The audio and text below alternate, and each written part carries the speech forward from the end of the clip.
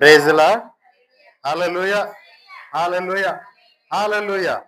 దేవుని నామానికి మహిమ కలుగును గాక. మీ అందరికీ నా ప్రేమపూర్వక వందనాలు. అందరికీ వందనాలు. బాగున్నారా? కృపయు సమాధానం మీకు కలుగును గాక. పునరుత్థాన దీవెనల ఆశీర్వాదాలు మీకు మీ బిడ్డకు మెండుగా కలుగును గాక. హల్లెలూయా, హల్లెలూయా, హల్లెలూయా. చూడండి ప్రియులారా, మరి ఈ దినం పరిశుద్ధాత్మ దేవుడు నీతో నాతో ఏం మాట్లాడదాలిచ్చారో అట్టి మాటలు మనం ధ్యానించుకుందాం. పరిశుద్ధాత్మ దేవుడు సహాయము చేయనుగాక. ఆమేన్. యెషయా పుస్తకం 23వ అధ్యాయం 14వ వచనం ధ్యానించుకుందాం.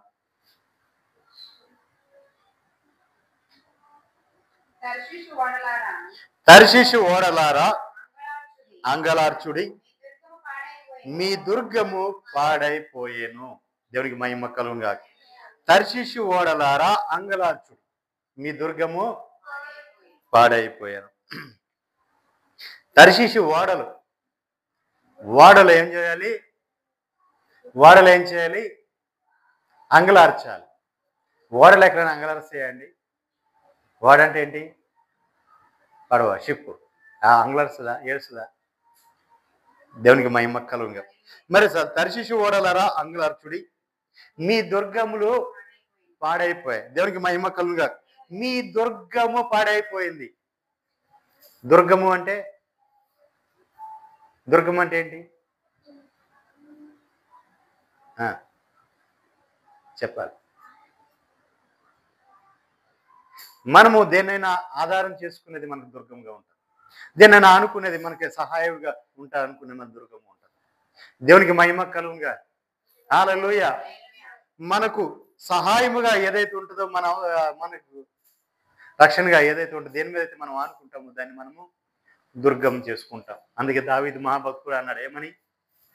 నా ఆశ్రయము నీవే, నా దుర్గము నీవే, నా శృంగము నీవే, నా శైలము నీవే, నా కోట, నా అండ, నా డాలు నీవే, నా దుర్గాని నీవే అని చెప్పి ఆయన కీర్తనలో అత్యధికంగా దుర్గము దుర్గము దుర్గము అన్నాడు.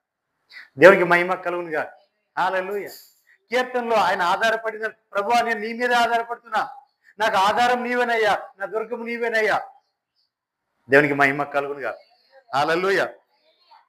ఇప్పుడు ఈ తర్షీషుకు ఏమైంది? తర్షీషు ఓడలను అంగలార్చమన్నాడు. అంటే తర్షీషు ఓడలు ఎందుకు అంగలార్చాలి అంటే వాటి దుర్గము పాడైపోయింది. దేవునికి మహిమ కలుగునుగా. తర్షీషు యొక్క దుర్గము పాడైపోయింది కాబట్టి ఇప్పుడు తర్షీషు ఏం చేయాలి? ఓడలు ఏం చేయాలి? అంగలార్చాలి. దేవునికి మహిమ కలుగునుగా. చూడండి, మొదటి వచనానికి రండి.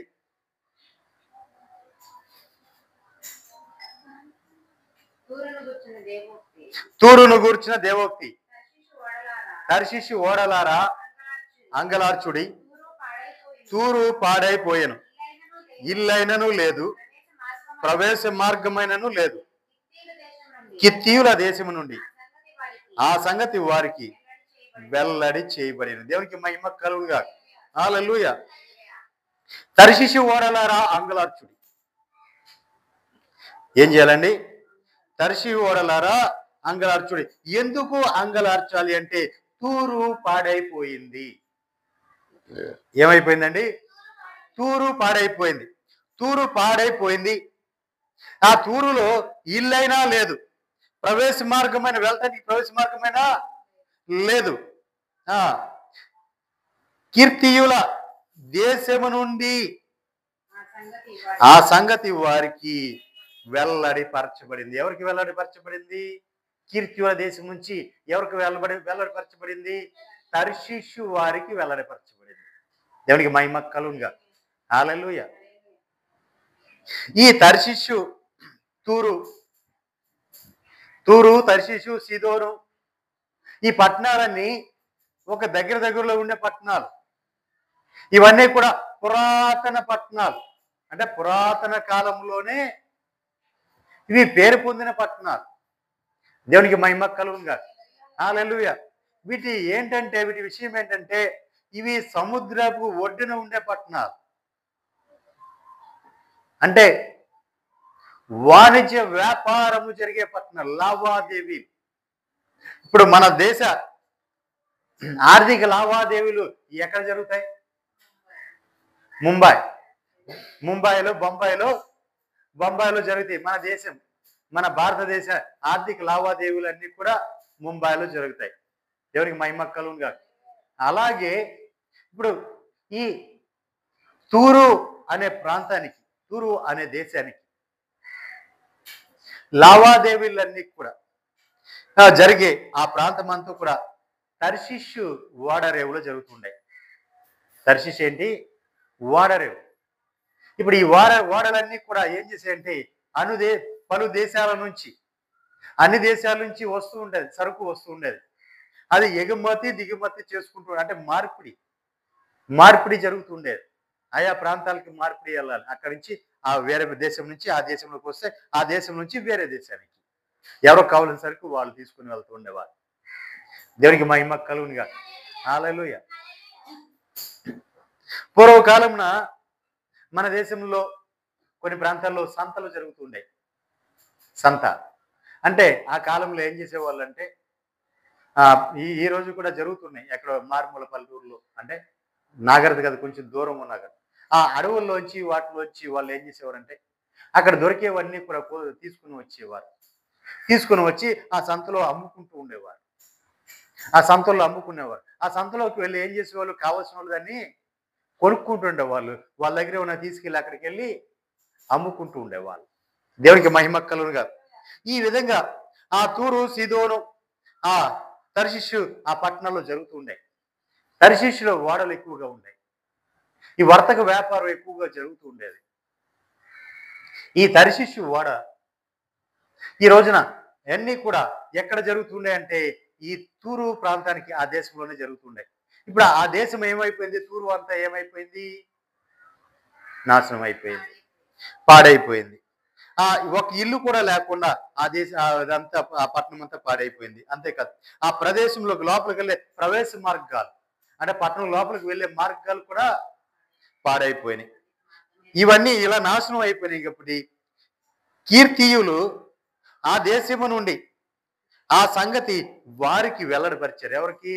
తూరు వారికి, తర్షీషు వారికి వెల్లడిపరిచారు. ఇప్పుడు ఈ తర్షీషు వారు అది విని ఇప్పుడు వీళ్ళు ఏం చేస్తున్నారు? అంగలాస్తున్నారు. అయ్యో, పాడైపోయింది పట్టణం అని చెప్పి. ఎందుకంటే తన వ్యాపార లావాదేవీలన్నీ కూడా అక్కడే జరుగుతుండే, అవన్నీ కూడా ఇదైపోయింది. వాళ్ళ సరుకులు అక్కడ దించుకునే వాళ్ళు, ఆ సరుకులను తీసుకొని ఇంకో చోటకి వెళ్ళేవాళ్ళు. వాడల్లో ఏం చేస్తారంటే సరుకు తీసుకుని వస్తారు ఏదైనా ఒక దేశం నుంచి. ఇప్పుడు అమెరికా నుంచి గోధుమలు మన దేశానికి దిగుమతి అయ్యాయి. అది తిన్నగా ముంబైకి వచ్చే దిగినాయి. ఇప్పుడు మన దేశంలో ధాన్యం ఉంది. మన దేశంలో ఎక్కువగా పండేది ఏంటి? వరి పండింది అనుకోండి. వాళ్ళ దేశంలో ఎక్కువగా గోధుమ పండింది. ఇప్పుడు ఆ గోధుమలు తీసుకొచ్చి ముంబైలో దించారు.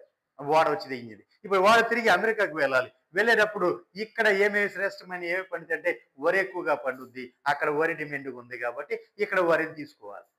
ఇంకా ఇక్కడ ఏమేమి పండుతాయి, ఇవన్నీ కూడా దాంట్లో వేసుకొని తిరిగి ఆ దేశానికి లేదా ఇంకో దేశానికి, ఆ మధ్యలో ఇంకో దేశం మీద ఉంటే ఆ దేశానికి దించుకుంటా ఎక్కించుకుంటూ రవాణా చేసుకుంటూ వెళ్ళాయి.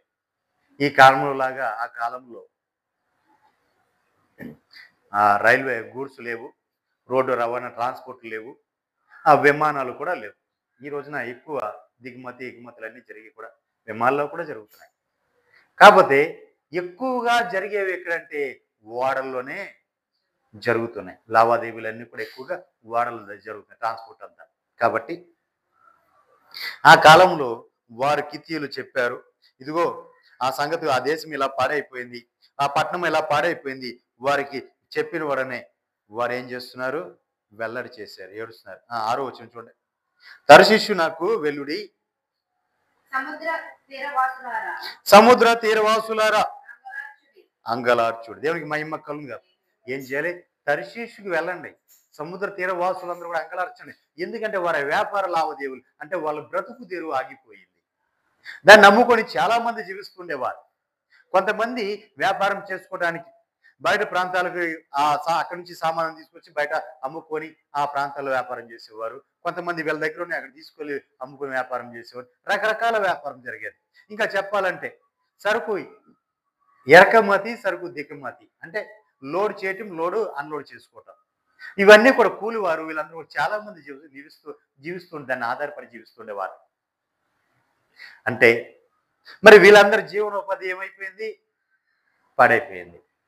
మా జీవనోపాధి పాడైపోయింది కాబట్టి ఇప్పుడు నీవు సముద్ర తీరవాసులారా మీరేం చేయాలి? అంగలార్చండి.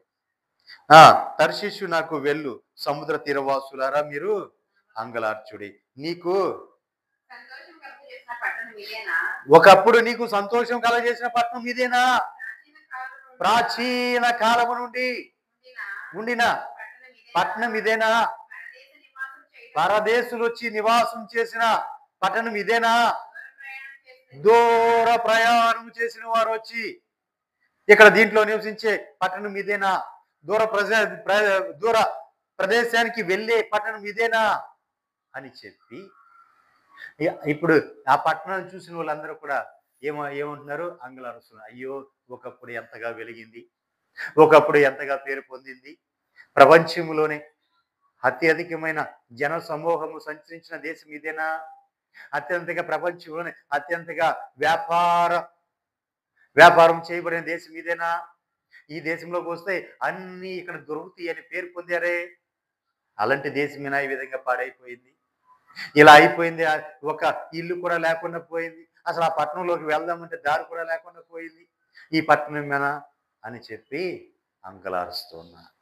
దేవునికి మహిమ కలుగునుగా. హల్లెలూయా. కింద వచ్చిన దాని వర్తకులు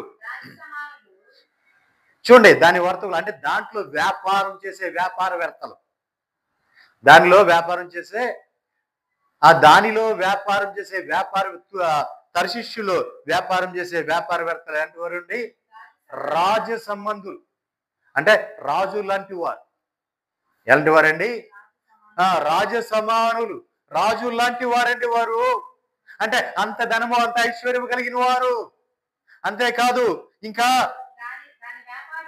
దాని వ్యాపారులు, భూ నివాసులలో గనులైన వారు. దేవునికి మహిమ కలుగునుగా. భూమి మీద నివసించే వారిలో గనులైన వారు దాని వ్యాపారం చేసేవారు. వారు రాజ్య సంబంధం లాంటి వారు, రాజు లాంటి వారు.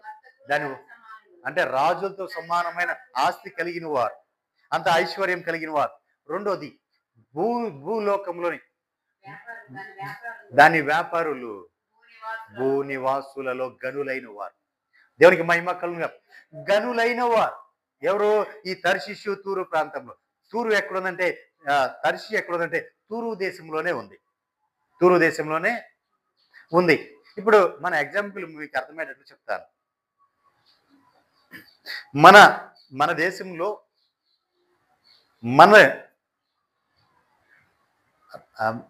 మన పరిపాలన అంతా, రాష్ట్ర పరిపాలన అంతా ఎక్కడుంది? విజయవాడ పరిసర ప్రాంతాలు విజయవాడలో ఉంది. అంటే ఇప్పుడు విజయవాడ పేరు పొందిన పట్టణం, మన రాష్ట్రానికి విజయవాడ పేరు పొందిన పట్టణం. ఇప్పుడు ఈ విజయవాడ రాజధాని పట్టణం. ఈ విజయవాడకి, ఈ ఆంధ్రప్రదేశ్కి ఇప్పుడు వ్యాపార నిలయం ఎక్కడుంది? ఓడరేవు ఎక్కడుంది? విశాఖపట్నం, వైజాగ్లో ఉంది.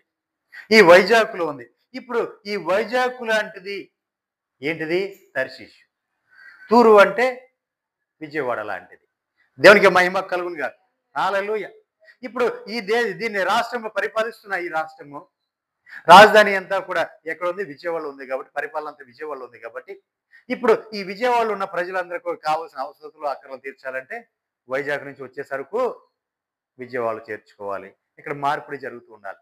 ఈ విధంగా అక్కడ నుంచి బయటికి ఎక్కడికి వెళ్ళాలన్నా, ఏ దేశానికి వెళ్ళాలన్నా, ఎటువైపు వెళ్ళాలన్నా వైజాగ్ నుంచి ట్రాన్స్పోర్ట్, అంటే ఓడరేవు వైజాగ్ కాబట్టి ఓడరేవు నుంచి ఆ తర్షీషు, ఆ ఓడరేవులు ఉన్నాయి.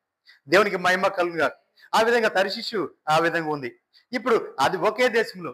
అయితే ఈ దేశం ఎక్కడ ఉందంటే, ఇప్పుడు మనం చూసుకోవాలంటే, అంటే బైబుల్ పండితులు చెప్పేది ఏంటంటే, ఈ తూరు సిదోను ఈ ప్రాంతం అంతా ఎక్కడుందంటే స్పెయిన్ లో ఉంది అని చెప్తున్నారు. ఎక్కడ? స్పెయిన్ దేశము ఆధారంగా ఉంది వీటికి అని చూపిస్తూ ఉన్నారు. దేవునికి మహిమ కలుగునుగా. హల్లెలూయా. ఇప్పుడు ఈ పట్టణం అంతా కూడా చూడండి ఆ కింద వచ్చిన రండి అమ్మా, 8వ వచనానికి రండి. దాని వర్తకులు రాజ్య సంబంధులు, దాని వ్యాపారులు, భూ నివాసులలో గనులు కిరీటములిచ్చుచుండు తూరుకు ఇలాగు చేయని ఎవరు ఉద్దేశించారు అంటే కిరీటమునిచ్చుచుండు తూరుకు ఇలాగు ఎవరు ఉద్దేశించారు. కిరీటం అంటే ఘనత. అంటే ఇప్పటి వరకు కూడా ఘనతనిస్తున్న ఆ పట్టణానికి, ఆ దేశానికి ఎవరు ఇలాగు చేయి ఉద్దేశించారు. ఇలాగూ చేసింది ఎవరు? ఆ పట్టణాన్ని. ఒక ఇల్లు కూడా లేకుండా చేసింది ఎవరు? అసలు లోపలికి వెళ్ళడానికి దారి లేకుండా చేసింది ఎవరు? ఇంత నాశనం చేసింది ఎవరు అంటున్నారు. దేవునికి మహిమ కలుగును గాక. హల్లెలూయా. ఇంకా కొంచెం ముందుకు వెళ్దాం. చూడండి, సర్వ సౌందర్యము. ఒక నిమిషం అండి. సర్వ సౌందర్యం అంటే నిండైన ఆ అలంకరణ అందంతో కూడుకున్నది. ఇప్పుడు కొంతకాల క్రితం, కొన్ని నెలల క్రితం అమెరికాలో ఉన్న లాస్ ఏంజల్స్ లో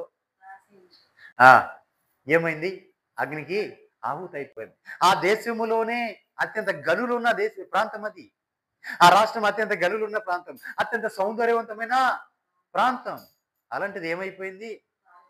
బూడిదైపోయి అగ్ని ఆహుతి అయిపోయింది. దేవునికి మహిమ కలుగును. హల్లెలూయా. నిజమే ప్రియులారా, ఆ విధంగా ఈ తూరు ఎలాంటిది? సౌందర్యము కలిగింది. ఆ సర్వ సౌందర్యం, ఎటు చూసినా అందముగా, అందమైన మేడలు, అందమైన మిద్దెలు, ఎటు చూసినా సౌందర్యవంతమైన అన్నిటితో అలంకరించబడిన పట్టణం అది. దేవునికి మహిమ కలుగును గాక. హల్లెలూయా. ఆ సౌందర్యము గర్వాతిశయమును అపవిత్రపరచుటకును భూమి మీదనున్న సర్వగనులను అవమానపరచుటకును సైన్యములకు అధిపతి యెహోవా ఇలాగు చేయను ఉద్దేశించాడు. దేవునికి మహిమ కలుగును గాక. హల్లెలూయా. తాను చూసుకొని నా అంత సౌందర్యవతి లేదు, నా అంత అందగత్తె లేదు, నా అంత సుందరవతి లేదు అని చెప్పి విరవీగుతా ఉంటారు కొంతమంది. నా అంత జ్ఞానం లేదు, నా అంత పాండిత్యం లేదు, నా అంత చదువు లేదు, నేను కాబట్టి ఇలా ఉన్నాను, నేను కాబట్టి ఇలా ఉన్నా, నేను కాబట్టి ఇలా చేస్తున్నా, నేను కాబట్టి ఇంతగా సంపాదించా, నేను కాబట్టి ఇంతగా గురువులు ఊగుతున్నా, నా మాటే చట్టం, నేనే చెప్తే అదే జరగాలి. దేవునికి మహిమ కలుగును గాక. హల్లెలూయా. నేను ఏదో చెప్తే అదే జరగాలి. నా వెనకాల 10 మంది ఉన్నారు, ఎవరన్నా కాదు అన్నారా వాడి మీద కొని పంపించి వాడిని కొట్టించేస్తా. ఇదంతా ఏంటి? గర్వం. నాకేంటి, నేను ఒకరి మాట వినాల్సిన పని ఏంటి, నేను ఒకరు లోబడాల్సిన పని ఏంటి అనే గర్వం. ఇప్పుడు ఈ సౌందర్యమును, సర్వ సౌందర్యమును, ఈ గర్వమును కలిగి అపవిత్రపరచుటకును. అపవిత్రం ఎక్కడ చూసినా అపవిత్రమే. చూసారా ప్రియులారా? ఒక్క మాట చూడండి, నేను చెప్తాను. ఏదైనా బాగా డెవలప్ అయింది, బాగా వృద్ధి చెందింది, బాగా ఆశీర్వదించబడింది అని మనం అనుకుంటాం, కానీ అపవిత్రత కనపడుతూ ఉంటుంది. దేవునికి మహిమ కలుగును గాక. హల్లెలూయా. ఆ లాస్ ఏంజల్స్ నష్టపోవడానికి, అది ఖాళీ బూడిదైపోవడానికి కారణం ఏంటి? అక్కడ అపవిత్రత విచ్చలవిడితనం ఎక్కువైపోయింది. విచ్చలవిడితనం ఎక్కువైపోయింది. ఆఖరికి ఇంత డెవలప్ నువ్వు ఎందుకు అయ్యావు, ఇంత వృద్ధి ఎలా వచ్చావు, ఇంత సౌందర్యతగా నువ్వు ఎలా అయ్యావు అంటే, మా జ్ఞానము, మా శక్తి, మేము కాబట్టి ఇంతగా వృద్ధి చెందాం. దేవునికి మహిమ కలుగును గాక. మేము ఇంత వృద్ధి అవడానికి కారణం దేవుడేనండి. ఆ మాట రాలా. ఏముంది? మేము, మా తెలివి, మా జ్ఞానము, మా అతిశయం, మేము దేవునికి మహిమ కలుగును గాక. హల్లెలూయా. కొంతమంది చెప్తుంటారు, మేము కష్టపడి పైకి వచ్చామండి, మేమే కష్టపడ్డామండి, మేమే సంపాదించామండి, మేము కాబట్టి సంపాదించామండి. వాస్తవంగా వాడు ఎలా సంపాదించుంటాడు? వాడిని కొట్టి వీడిని కొట్టి, వాడిని దోసి వీడిని దోసి వాడు సంపాదించాడు. వాడు ఏమంటాడు? మేము కష్టపడి సంపాదించి పైకి వచ్చాం. దేవునికి మహిమ కలుగును గాక. హల్లెలూయా. ఎవరో కూడా చెప్పేవాడు ఎలా ఉంటాడు? దేవుని, అయ్యా నేను పేదరికంలో ఉన్నప్పుడు నన్ను ఆదుకున్నది నా ప్రభు, నాకు ముద్ద పెట్టింది నా ప్రభు, నన్ను నిలబెట్టింది నా ప్రభు, నన్ను బలపరిచింది నా ప్రభు, నన్ను హెచ్చింది నా ప్రభు. ఈ రోజున ఈ స్థితిలో నేను ఉన్నానంటే దాని కారకుడు నా ప్రభు అని చెప్పరు. ఎందుకంటే వాళ్ళు కష్టపడి సంపాదించింది కాదు. వాళ్ళు దేవుని ద్వారా ఆశీర్వదించబడింది కాదు. వారు ఏం చెప్తారు? అందుకని వారు ఏం చెప్తారంటే, నేను సంపాదించుకున్నది, నేను కష్టపడింది, నేను తెచ్చుకున్నది అని చెప్తుంటారు. దేవునికి మహిమ కలుగునుగా. హల్లెలూయా. ఇదంతా ఏంటంటే గర్వము. ఈ గర్వం ఎక్కడ ఉంటుందో, ఈ సౌందర్యం ఎక్కడ ఉంటుందో అక్కడ అపవిత్రత ఉంటుంది. దేవునికి మహిమ కలుగునుగా. అర్థమైందా? గర్వము, సౌందర్యమును, గర్వమును ఎక్కడ ఉంటాయో అక్కడ ఖచ్చితంగా అపవిత్రత ఉంటుంది. దేవునికి మహిమ కలుగునుగా. హల్లెలూయా. ఈ సౌందర్యమును, ఈ గర్వమును అపవిత్రపరచుటకు భూమి మీదనున్న సర్వగనులను అవమానపరచుటకును. చూసారా? భూమి మీద ఉన్న సర్వగనులు అంటే భూమి మీద ఎవరెవరైతే ఈ రోజున పేరు పొంది ఉన్నారో, గనులు అని మేము చెప్పుకుంటున్నారో, ప్రతి ఒక్కడిలోనూ అపవిత్రత ఉంది. దేవునికి మహిమ కలుగునుగా. హల్లెలూయా. అపవిత్రత లేదా? లేదని ధైర్యంగా నిలబడమను. నాలో ఏ అపవిత్రత లేదు అని. అది ఎంత గనుడన్నా కానీ నిలబడమను. ప్రతి ఒక్కడిలోనూ అపవిత్రత. దేవునికి మహిమ కలుగునుగా. హల్లెలూయా. భూమి మీద ఉన్న సర్వగనులను అవమానపరచబడుటకు సైన్యములకు అధిపతి యెహోవా ఇలాగునుద్దేశించాను. దేవునికి మహిమ కలుగునుగా. అంటే పేరు పొందిన గనులు కనుబడి అందరూ కూడా అవమానం పొందటం కోసం దేవుడు ఉద్దేశించాడంట, వాళ్ళు అవమానపరచడానికి. దేవునికి మహిమ కలుగునుగా. హల్లెలూయా. ఎందుకంటే వారు అపవిత్రమైన వారు, వారిని వారు హెచ్చించుకుంటున్న వారు, వారిని వారు గణపరుచుకుంటున్నారు. వారి గర్వాతిశయముల చేత వారు భ్రష్టపట్టేశారు. దేవునికి మహిమ కలుగునుగా. హల్లెలూయా. 10వ వచనం. తర్షీషు కుమారి, నీ దేశమునికి నడికట్టు లేకపోయాను. దేవునికి మహిమ కలుగునుగా. తర్షీషు కుమారి, తర్షీషు కుమారి, నీ దేశమునికి నడికట్టు లేకపోయాను. నడికట్టు అంటే బలము. నడికట్టు అంటే బలము. నీ దేశానికి తర్షీషు, నీ దేశానికి నడికట్టు లేదు, బలము లేదు. నీకు నడికట్టు, నీకు తర్షీషు, నీ దేశానికి నీకు బలము లేదు అంటే, తర్షీషు బలం లేదంటే తర్షీషుకి బలం ఏంటి? తూరు. తూరు పట్నం తర్షీషుకి బలం. తూరు పట్నం తర్షీషుకి బలం. అందుకే దేవుడు ఏమంటున్నాడు? తర్షీషు, ఇక నీకు బలము లేకపోయాను. అంటే తూరు మీద ఇప్పటి వరకు ఎవరు బలాశయం దేని మీద ఆధారపడింది? దేని మీద ఆధారపడింది? తర్షీషు, నువ్వు అంగలార్చుము, నీ దుర్గము పాడైపోయిన. అంటే తన తర్షీషు దేనికి దుర్గంగా ఉంది? తర్షీషు దుర్గంగా ఉన్నదేంటి? తూరు పట్టణం. తూరు పట్టణాన్ని ఆధారం చేసుకుంది, తూరు పట్టణాన్ని బలం చేసుకుంది. దాన్ని చూసుకొని ఇది అతిశయం పొందింది. ఆ తూరు పట్టణాన్ని చూసుకొని అతిశయం పొందింది. ఇప్పుడు ఆ తూరు పట్టణం నాశనం అయిపోయింది. ఇప్పుడు దీనికి ఎక్కడి నుంచి వచ్చింది బలం? ఇంకేముంది? బలము లేదు. దేవునికి మహిమ కలుగునుగా. చూడండి, దేవుడు ఏం చేశాడు? ఆ తర్షీషు కుమారికి ఆ తర్షీషు దేశమునకు నడికట్టు అనే బలము లేకుండా చేశాడు. నడికట్టు అంటే బలము. ఆ దేశానికి బలము లేదు, ఆ వ్యక్తికి బలము లేదు. బలము లేకుండా, నడుము నిలబడకుండా ఎవరు నిలబడతాడా?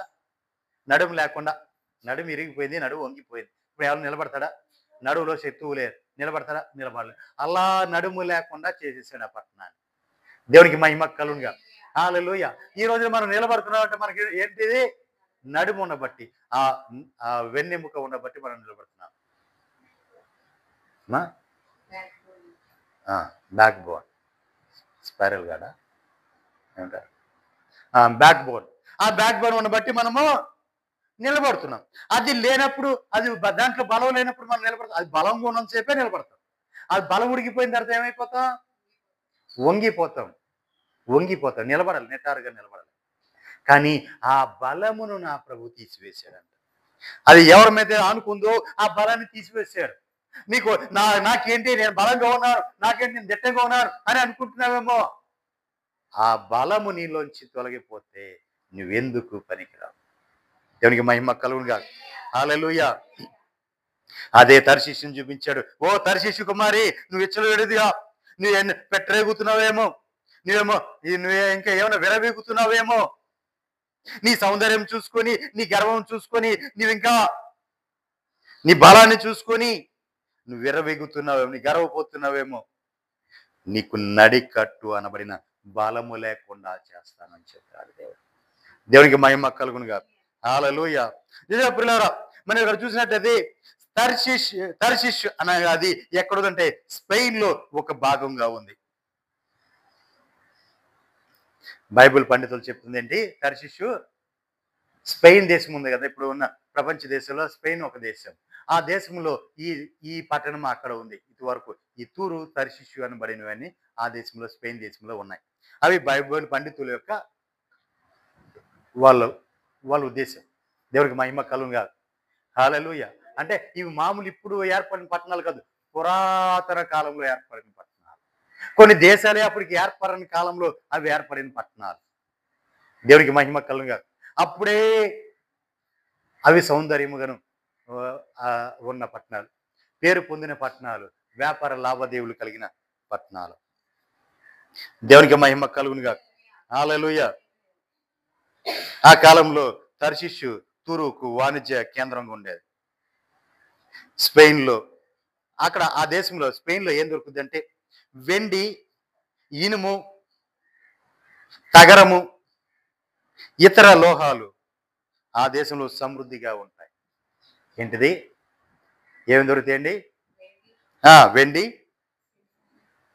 చెప్పాలి, వెండి చెప్పండి. వెండి, ఇనుము, తగరము, సీసము, ఇతర లోహాలు ఆ దేశంలో సమృద్ధిగా ఉంటాయి. అవి ఎక్స్పోర్ట్ జరుగుతుండే ఎక్కువగా. దేవునికి మహిమ కలుగునుగా. హల్లెలూయా. చూడండి, ఇర్మియా పుస్తకం చూడండి. ఇర్మియా పుస్తకం 10వ అధ్యాయం 9వ వచనంలో చూస్తే,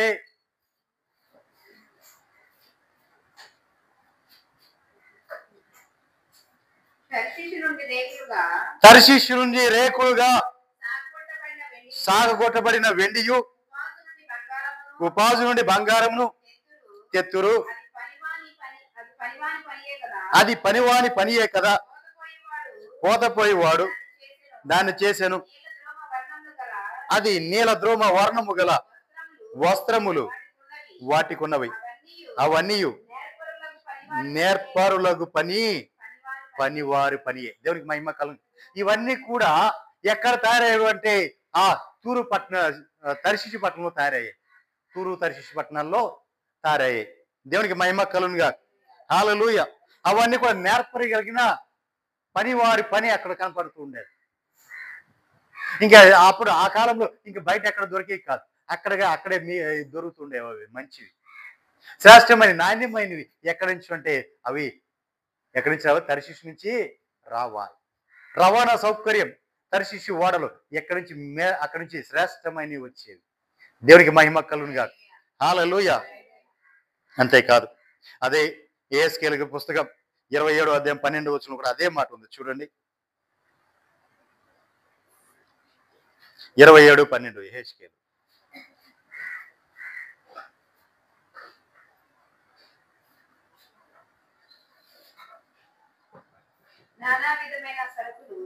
నానా విధమైన సరుకులు నీళ్లు విస్తారముగా ఉన్నందున.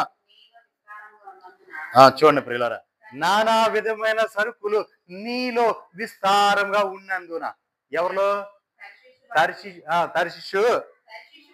తర్షీషు వారు నీతో వర్తకము చేయించు వెండియు, ఇనుమును, తగరమును, సీసమును ఇచ్చి నీ సరుకులు కొనుక్కొందురు. దేవునికి మహిమ కలుగునుగా. ఇప్పుడు వీళ్ళు ఏం చేస్తారు?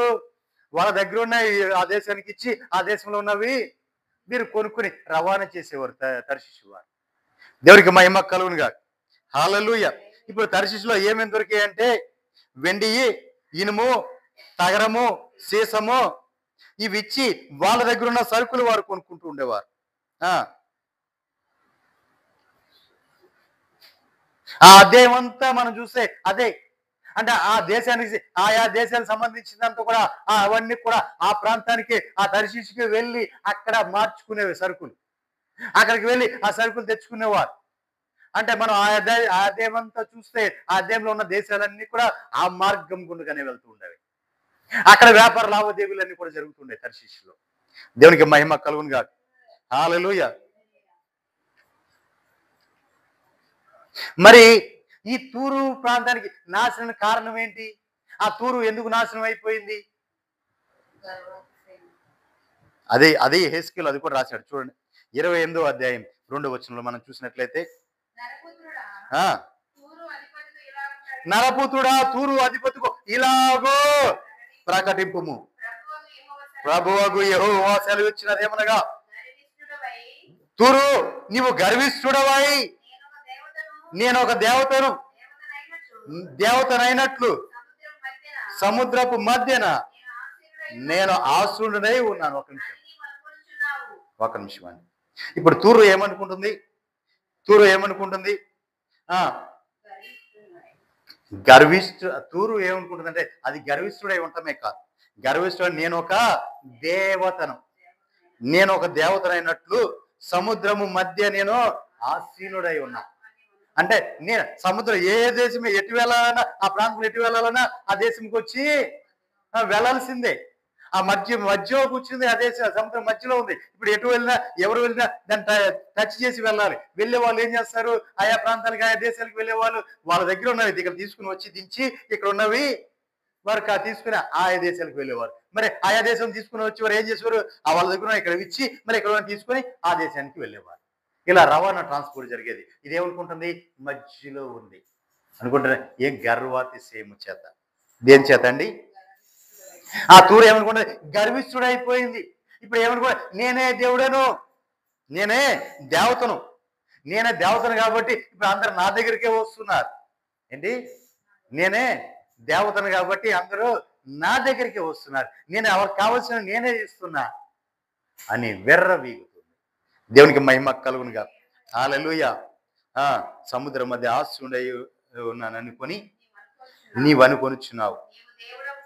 నీవు దేవుడవు కాక, నీవు దేవుడు కాదు మానవుడవై ఉండి దేవునికి తగినంత అభిప్రాయము కలిగి. దేవునికి మహిమ కలుగునుగా. ఇప్పుడు ఈ తూరు, ఈ సీదోను ఇవన్నీ కూడా ఏంటంటే మనుషులు నివసించే ప్రాంతాలు. ఈ మనుషుని పోలి ఇక్కడ ఆయన అలంకారప్రాయంగా వాటితో పట్టణాలు అని పెట్టాడు, ఓడలు అని పెట్టాడు. కానీ మాట్లాడేది ఎవరికి? మనుషులతోనే మాట్లాడుతున్నారు. దేవునికి మహిమ కలుగునుగా. హల్లెలూయా. నీవు మానవుడు అయి ఉండి, నువ్వు దేవుడు కాదు కాక నీవు మానవుడు అయి ఉండి దేవునికి తగిన అభిప్రాయము కలిగి ఉన్నావు. అంటే దేవుడికి ఏ అభిప్రాయం కలిగి ఉందో ఆ అభిప్రాయం కలిగి మానవుడు ఉన్నాడంట. దేవునికి మహిమ కలుగునుగా. హల్లెలూయా. ఏంటంటే ఇక నేనే ఏంటి నేను ఏమంటారు, నేనే గేమ్ చేంజర్, నేనే చక్రం తిప్పేవాడు, నేనే. ఇక నా అంతటోడు ఎవరు లేరు. నేను కాబట్టి చక్రం తిప్పుతున్నా. ఎవరిని ఎక్కడ ఏం చేయాలో, ఎవరిని ఎక్కడ నొక్కాలో, ఎవరిని ఎక్కడ ఏం చేయాలో అది నేను కాబట్టి చేస్తాను అని చెప్పి అది అని విరబీగుతూ ఉంటారు. దేవునికి మహిమ కలుగునుగా. హల్లెలూయా. నేను కాబట్టి అని చెప్పి నీవు నరుడు అయి ఉండి దేవుని అభిప్రాయం, దేవుడికి ఎంత అభిప్రాయం ఉందో అంత అభిప్రాయం కలిగి ఉన్నావు. అంత అభిప్రాయం నీవు కలిగి ఉన్నావు. నీవు దానియేలు కంటే జ్ఞానవంతుడవు, నీకు మర్మమైనది ఏదీ లేదు. దేవుడికి మహిమ కలుగు. ఇప్పుడు ఏమనుకుంటున్నారంటే నేను దానియేలు కంటే జ్ఞానవంతుడను, నాకు ఏమైనా రహస్యం ఉందా, ఏమైనా మర్మం ఉందా? దానియేలు మర్మాలను బయలుపరిచాడు. ఎందుకని? దానియేలు దేవుని ఆత్మ కలిగి ఉన్నాడు కాబట్టి, దేవుడు దానియేలు బయలుపరిచాడు కాబట్టి దానియేలు చెప్పగలిగాడు. అంత జ్ఞానవంతుడు దానియేలు. కానీ వీడేమనుకుంటున్నాడు? నేను దానియేలు కంటే జ్ఞానవంతుడను, నాకు మర్మమైనది ఏదీ లేదు అని అనుకుంటున్నాడు. దేవుడు అంటే నీ జ్ఞానము చేతను, నీ వివేకము చేతను నీవు ఐశ్వర్యం పొందావు. ఇప్పుడు దేవుడు ఏమంటున్నాడు? నీ జ్ఞానము చేత, నీ వివేచన చేత నీవు ఐశ్వర్యం పొందావు. నీ ధనాగారములోనికి వెండి బంగారములను నీవు తెచ్చుకున్నావు. అంటే నీ బలం చేత, నీ జ్ఞానం చేత, నీ తెలివి చేత నువ్వు ఏం చేసావు అంటే ఆస్తులు సంపాదించుకున్నావు, కూడబెట్టుకున్నావు. నీ నీ ఇంట్లో బీరువాల్లో బంగారం వెండి సమకూర్చుకున్నావు. నీకు కలిగిన జ్ఞానాతిశయము చేతను, వర్తకము చేతను, నీవు కలిగిన జ్ఞానాతిశయం చేత, నువ్వు చేసే వ్యాపారం చేత విస్తారమైన ఐశ్వర్యం, విస్తారమైన ధనాన్ని సంపాదించుకున్నావు. నీకు ఐశ్వర్యం కలిగినదని సరే, నేను విస్తారంగా ఆస్తి సంపాదించుకున్నా, ఐశ్వర్యం సంపాదించుకోవాలని చెప్పి నువ్వేం చేస్తున్నావు? నీకు కలిగిన దాన్ని బట్టి నువ్వు గర్వించిన వాడవై కాగా ప్రభు అయిన యెహోవా ఈ మాట సెలవిచ్చున్నాడు. దేవునికి తగినంత అభిప్రాయము నీవు కలిగి ఉన్నావు కనుక, కలిగి ఉన్నవాడా ఆలకించుము. నేను పరదేశులను, అన్యజనులలో క్రూరులను నీ మీదికి రప్పించుచున్నారు. వారు నీ జ్ఞాన శోభను చెరుపుటకై తమ ఖడ్గములను వరదీసి నీ సౌందర్యమును నీచపరచు. నిన్ను పాతాళంలో పరవేతురు, సముద్రంలో మునిగి నీ సచ్చిన వారి వలనే నీవు సత్తు. దేవునికి మహిమ కలుగుగా. హల్లెలూయా. అత్యంత క్రూరులు నీ మీదకి నేను రప్పించబోతున్నాను. అత్యంతమైన దూర ప్రాంతాల నుంచి జనాన్ని, అత్యంత జనాన్ని నీ మీదకి రప్పించబోతున్నా, పరదేశులను రప్పించబోతున్నా. నీవు ఎలా అయిపోతావు అంటే సముద్రంలో మునిగి సచ్చిన వారిలాగా నీవు చచ్చిపోతావు. దేవునికి మహిమ కలుగుగా. ఎలా అయిపోయింది? తరిశి ఎలా అయిపోయిందండి? ఒక్క ఇల్లు కూడా లేకుండా పోయింది. తర్షీషు పట్టణంలోకి వెళ్ళడానికి దారి మార్గం కూడా లేకుండా పోయింది. అంటే అది ఎలా అయిపోయింది? అందరూ కూడా చచ్చిపోయారు, నాశనం అయిపోయింది. ఎందుకు పనికి రాకుండా పోయారు? కారణం ఏంటి? వారి యొక్క గర్వాతిశయం. దాని సౌందర్యం చూసుకొని, దాని ఆస్తిని చూసుకొని, దాని ధనాన్ని చూసుకొని ఏమైపోయారు? మనుషులు గర్వించి పతనం అయిపోయారు, పతనం చేసేయారు. దేవునికి మహిమ కలుగుగా. హల్లెలూయా, హల్లెలూయా. 4వ వచనం అయిపోయిందా? 5. దేవునికి మహిమ కలుగుగా. చూడండి, కీర్తన గ్రంథం 52వ అధ్యాయం 7వ వచనం మనం ధ్యానించుకుందాం. కీర్తన గ్రంథం 52వ అధ్యాయం 7వ వచనం. దావీదు మహాభక్తుడు ఒక మాట అంటున్నాడు.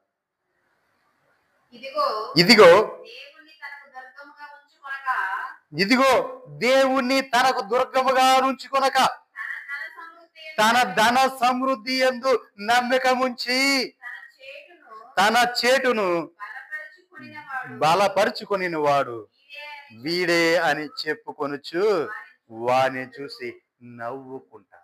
దేవునికి మహిమ కలుగునుగా. హల్లెలూయా. ఒకప్పుడు దేవదీప్యమానంగా వెలిగావు, ఒకప్పుడు ఎంతో పేరు, ఎంతో సౌందర్యము, నిన్ను చూసిన వాళ్ళందరూ కూడా అన్నట్టు చూశారు. కానీ ఈ రోజున ఈడాడు, వీడు ఏంటి ఇంత పతనం అయిపోయాడు, వీడి గర్వమే వీడిని నాశనం చేసింది, వీడి అతిశయమే వీడిని కొంగదీసింది, అంతమందించింది. వీడు నాకేంటి, నేనేంటి అనుకున్నాడు, నేను సంపాదించుకున్నా అనుకున్నాడు. కానీ ఈ రోజున ఏమైపోయాడు? నశించిపోయాడు. ఎందుకు పనికిరాని. దేవునికి మహిమ కలుగుగా అని చూసి నవ్వుకునే స్థాయికి వచ్చేసింది. ఏంటిది? ఎవరైతే దేవుని తనకు దుర్గంగా ఉంచుకోరో వారందరి గతి కూడా ఇదే. ఈ తూరు, సీదోను, ఈ పట్టణాల ప్రాంతాల గతే వారికి పడుతుంది. తర్షీషు అంగలారుస్తుంది. ఎందుకు అంగలారుస్తుంది అంటే తనకు దుర్గమైన ఆధారము పాడైపోయింది కాబట్టి. దేవునికి మహిమ కలుగుగా. చూడండి ప్రియారా, నీకు నువ్వే దేంట్లో కూడా ఆధారం చేసుకోకూడదు. అక్కడ దావీదు మహాభక్తుడు చెప్పిన మాట అదే. ఏం చెప్పాడంటే దేవుడిని తనకు దుర్గముగా ఉంచుకొనక చూసారా, దేనిందు తన ధన సమృద్ధి ఇది ఉంటే చాలు, మనం ఏమైనా చేయగలం. కొండ మీద కోతైనా దించేస్తాం. మన ధనం ఉంటే చాలు అని విరవీగుతున్న వారికి చెప్తున్నాడు దేవుడు. ఆ ధన సమృద్ధి యందు నీవు నమ్మిక ఉంచావు కాబట్టి నీ చేటును నువ్వు బలపరుచుకునేవాడవు గనుక వీడే అని చెప్పి అందరూ కూడా నిన్ను చూసి నవ్వుకుంటారు. ఆ దినం ఖచ్చితంగా ఒక దినం ఉంది. ఆ దినము ఈ రోజు గర్వపడుతున్న వారు, దేవుని ఆశ్రయించకుండా దేన్ని ఎందును ఆశ్రయించిన వారు, దేనిని దుర్గంగా చేసుకున్నారు, వారందరి గతి కూడా అలాగే ఉండబోతుంది. దేవునికి మహిమ కలుగునుగా. హల్లెలూయా, హల్లెలూయా. ఆమోసు పుస్తకం 5వ అధ్యాయం 9వ వచనంలో ఒక మాట ఉంది.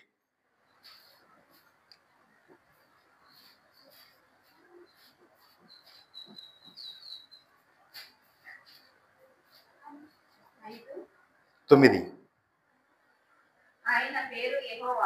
ఆయన పేరు యెహోవా, బలాఢ్యుల మీదకి ఆయన నాశనము తెప్పింపగా దుర్గములు పాడైపోతాయి. చూసారా, విరవిగుతుంటారు, నేను తప్ప ఎవరు లేరు, నాకు అన్ని అని బలాఢ్యులు ఉంటారు కదా, బలమైన వారికి దేవుడు ఏం చేస్తున్నాడు? బలాఢ్యులమని ఆయన దేవుడు వాళ్ళ నాశనం చేసే దేవుడు. ఆయన పేరేంటి? యెహోవా, బలాఢ్యుల మీదకి ఆయన నాశనము తెప్పింపగా వాళ్ళ దుర్గాలు పాడైపోతాయి. ఎవరైతే దేవుని కాకుండా వాళ్ళు వేరుగా దుర్గాలను ఆశ్రయిస్తారో, వాళ్ళు దుర్గాలుగా చేసుకున్నారో, వారి దుర్గాలన్నీ కూడా ఏమైపోతాయి? దేవుడు పాడు చేస్తాడు. దేవునికి మహిమ కలుగునుగా. హల్లెలూయా. యోవేలు 3:6. నేను ముగింపుకు వచ్చాను.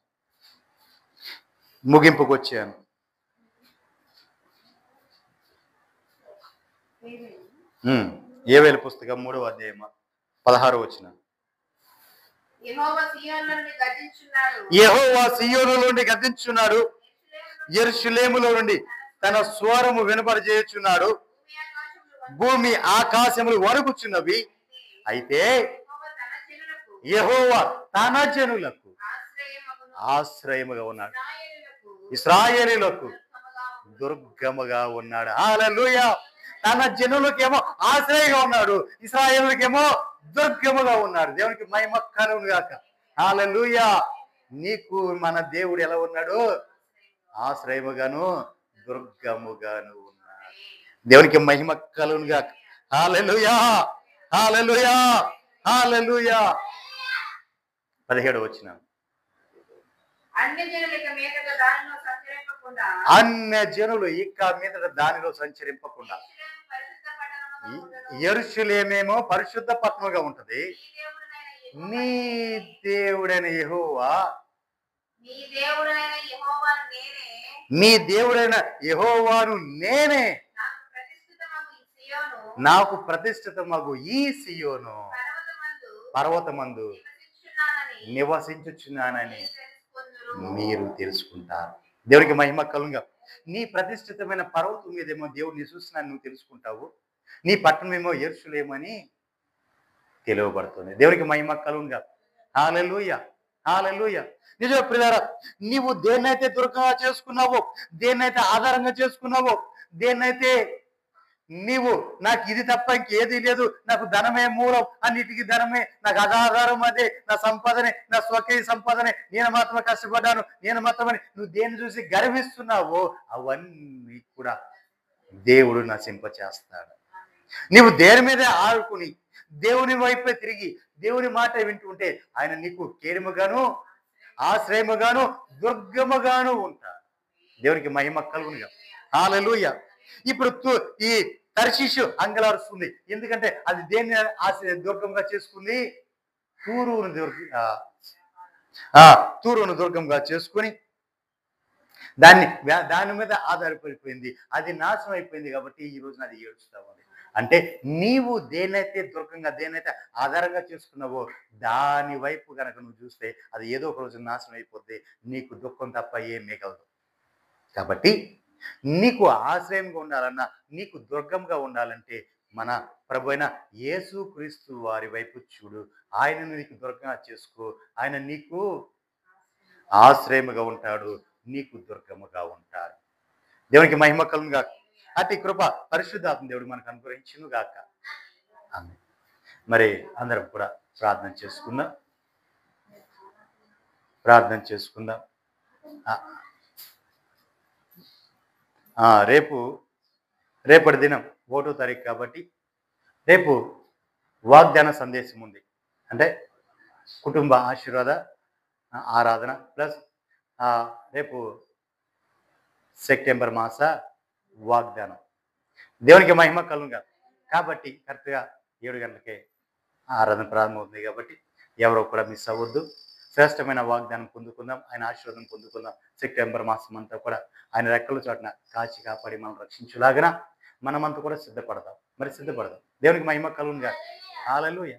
కాబట్టి ప్రియులారా, మనమంతా కూడా సిద్ధపడాలి. గడిచిన దినాలన్నీ కూడా మనకి ప్రభువారు ఆగస్టు మాసం అంతా కూడా ఎంతగానో కృప చూపారు. ఆగస్టు మాసం ఎంతో కృప చూపారు. జూన్ 27వ తారీఖు నుంచి ఆగస్టు 15వ తారీఖు వరకు కూడా మనకి 50 దినముల ఉపవాస పండుగలు జరిగాయి. ప్రభు ఎంతగానో దర్శించారు, ఎంత ఘనమైన కార్యం జరిపించారు. అంతేకాదు ఆగస్టులో మనం అంతా 50 దినములు ఘనంగా దేవుడు జరిపించినందుకు ఆయన్ని మహిమపరుస్తూ కృతజ్ఞత స్తుతి కూడా మనల్ని ఘనంగా జరిపించారు. ప్రభు అన్ని విషయాల్లో ఆయన మనల్ని ఘనపరిచారు. ఆయన మన పరిచయం ముందు మార్గాలు సరళం చేశారు. అనేక చోట్ల మనం వెళ్ళబోతున్నాం, అనేక చోట్ల మనం స్వతంత్రించుకొని మనం అక్కడ స్థిరపరచబోతున్నాం. మన ప్రభు మనల్ని అక్కడ స్థిరపరచబోతున్నాడు. మన శత్రువు యొక్క గౌరిని మనము స్వాధీనపరచుకోబోతున్నాం. దేవునికి మహిమ కలుగుగా. ఇవన్నీ కూడా మనం ఈ మాసంలో సెప్టెంబర్ మాసంలోనే ప్రారంభం కాబోతున్నాం. ఆల్రెడీ ప్రారంభం అయిపోయినాయి. దేవునికి మహిమ కలుగుగా. మనం పొందుకొని అనుభవించడమే ఆలస్యం. కాబట్టి మరి ఆ మాస వాగ్దానం కోసం మనం సిద్ధపడదాం. అందరూ కూడా కుటుంబాలతో రండి. రేపటి దినం మీ కుటుంబాలతో రండి. అందరూ కూడా శ్రేష్టమైన వాగ్దానాలు పొందుకోండి. అట్లాగే లైవ్లో చూసే అయ్యా మీ అందరికీ ప్రభు పేట వందనాలు తెలియజేసుకున్నాను. మీ అందరూ కూడా తప్పకుండా పాలు పంపులు పొందండి. ప్రభు యొక్క దీవెన ఆశీర్వాదాలు పొందుకున్నారు. మనము మన కుటుంబాలు ఆయన సన్నిధిలో మనకు వర్ధిల్లాలి. దేవునికి మహిమ కలుగుగా. హల్లెలూయా. మీ అందరికీ ప్రేమపూర్వక వందనాలు. అందరికీ వందనాలు. ప్రార్థన చేసుకుందాం. అందరూ కూడా మోకరిద్దాం. అందరూ కూడా మోకరిద్దాం. స్తోత్రం, స్తోత్రం, స్తోత్రం. ప్రభువా, అయ్యా తర్షీషును మా ముందుంచారయ్యా. అయ్యా ఈ దినము